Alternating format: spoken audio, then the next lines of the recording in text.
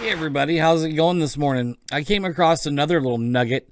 Last night we had the Nevada debate, which was just a shit show for the lack of a better term. They call it a dumpster fire.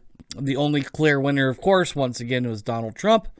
And if you don't vote for Trump this time around, I understand. I don't blame you, but it won't make any difference because they do not have a Democratic candidate that can fix what the DNC has done to that party.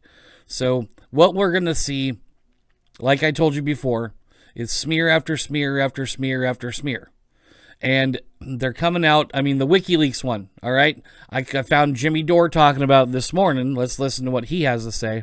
So this was a bullshit headline, but here's the story. Assange's lawyers said on Wednesday that former Republican Congressman Dana Rohrabacher offered Julian Assange the deal in 2017, a deal. A year after that was a year after the emails that damaged Hillary Clinton in the presidential race had been published. WikiLeaks posted the stolen DNC emails after they were hacked by Russian Now, they're just making this up. That's just made up. This is fake news. Of course, the Facebook fact checkers are not, the Ministry of Truth over at the Facebook.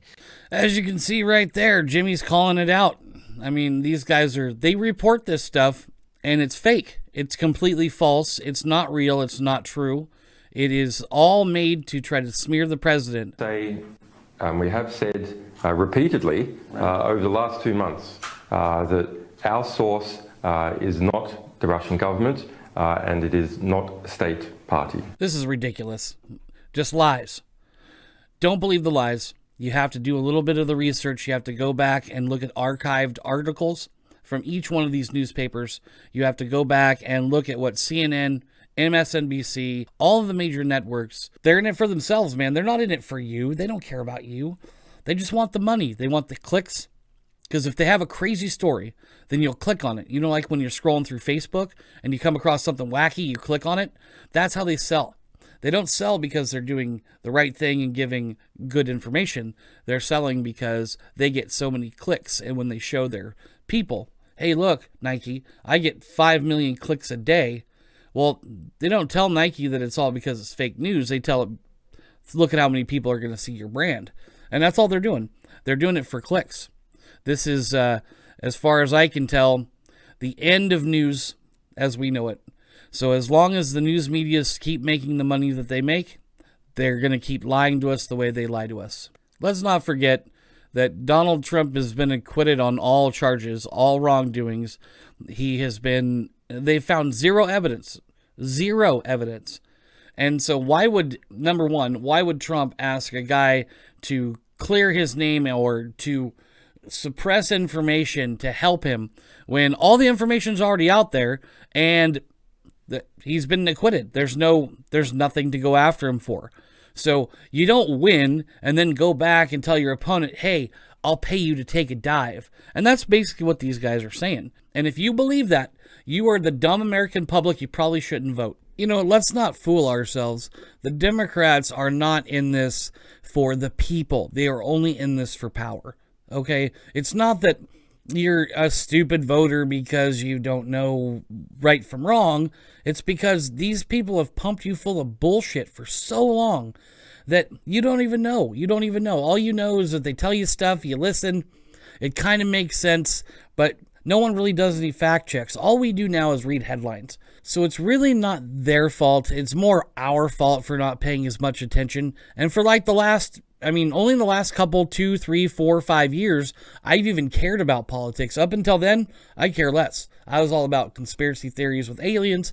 I was all about ghosts, and I was about documentaries on World War I, World War II, Vietnam, anything I could see from the Iraqi freedom, basically anything that was American that we'd done in the last several years, or anything that was supernatural. That's all I was into. And then when you go down the rabbit hole of conspiracy theories, you start to find patterns. You start to find inconsistencies. And then you find other people that report on them too. And then you start to listen to what they have to say, and it starts to make sense. Now, I don't think everything I heard was accurate, but it did paint a pretty good picture of who and what and why. And the Bible tells us that they're looking for a one world government to take over the world. Don't get a chip in your hand or your head, or you're probably going to go to hell. Things like that. Which is weird, because that being written over 2,000 years ago, or at about 2,000 years ago, it's so odd that today they're literally chipping people that work for companies. They're trying to implant stuff all over into people. They've brainwashed people on the media. I was brainwashed. I totally understand. I came from a conservative family. I felt like I was lied to when 9/11 happened. We were told that these terrorists flew in, blew up the place, all this, and we need to go fight these brown people over in Iran and Iraq and whatnot. And I thought, yeah, we should probably kill these guys because look at what they've done to us. But as time's gone on, I've gotten a little bit older. Maybe that's not the right story. Maybe the news lied to me. Maybe my government lied to me. I would rather err on the side of caution for people's lives as opposed to let's just go nuke them until they glow and shoot them at night. Because that's where I was when all this stuff happened. I felt very patriotic, and I thought that we should kill all those people that don't believe in what we believe in. And I don't feel that way now, of course, but that was the type of brainwashing I was having. So it's really easy to slip into one side or the other, what your ideologies are. But you have to step back and remember we're all really just human. So most people are going to make mistakes. Some of the information we get may not be accurate. And just do your best to try to sift through those things. Don't take it for just the face value. You have to dig deep. Half the time when I look at fact checks on Facebook, their fact checkers are wrong.